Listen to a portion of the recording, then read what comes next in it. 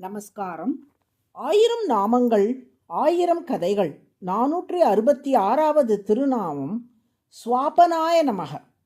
பார்க்கடலில் இருந்து அமுதம் வெளிவந்தவாறே அது தேவர்களுக்கா அசுரர்களுக்கா என்ற பெரும் போட்டி நடைபெற்று வந்தது. ஒப்பீட்டு அளவில் நல்லவர்களான தேவர்களுக்கு அமுதை சேர்க்க நினைத்த திருமால் மோகினி என்ற தரிப்பது என்று முடிவெடுத்தார். அற்புதமான அழகு மிகுந்த தோற்றத்தோடு மோகினியாக வடிவம் பூண்டார் திருமால். மதுரைக்கு அருகில் உள்ள திருமோகூர் என்ற திருத்தலத்தில் தான் திருமால் இந்த மோகினி வடிவை தரித்தார் என்று அத்தலத்தின் தல வரலாறு சொல்லுகிறது. அந்த மோகினியை பாகவத புராணத்தில் அழகாக வர்ணித்துள்ளார் சுகமுனிவர்.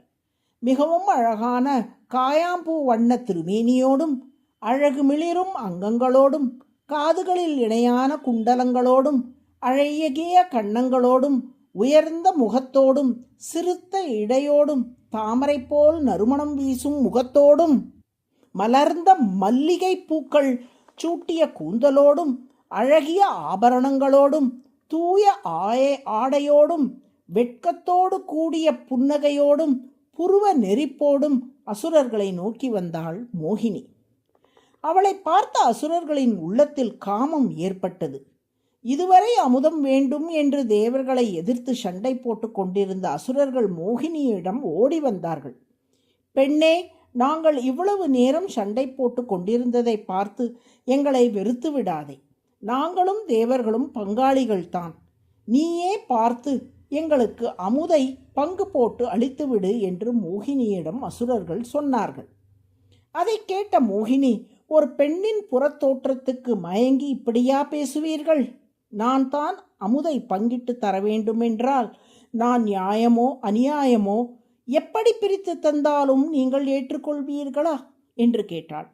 அசுரர்கள், உன்னை போன்ற ஒரு பெண்ணின் அன்பு எங்களுக்கு கிடைக்குமானால் வேறென்ன வேண்டும் உலகத்திலே? உன் இஷ்டப்படி செய் என்றார்கள். மோகினி, அப்படியானால் தேவ அசுரர்களே, நீங்கள் எல்லோரும் நீராடி ஆச்சமனம் செய்து ஹோமம் செய்து விரதம் இருந்து தர்பை புல்லை தரையில் பரப்பி அதன் மீது கிழக்கு முகமாக அமர்வீர்களாக. நானே அமுதை சரியாக பிரித்து தருகிறேன் என்றாள். தேவர்களும் அசுரர்களும் அப்படியே செய்தார்கள்.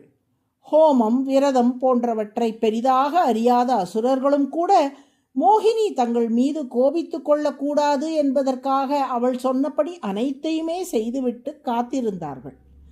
முதலில் தேவர்களுக்கு அமுதை தருவதாக சொன்ன மோகினி வரிசையாக தேவர்களுக்கு அமுதை வழங்கி வந்தாள்.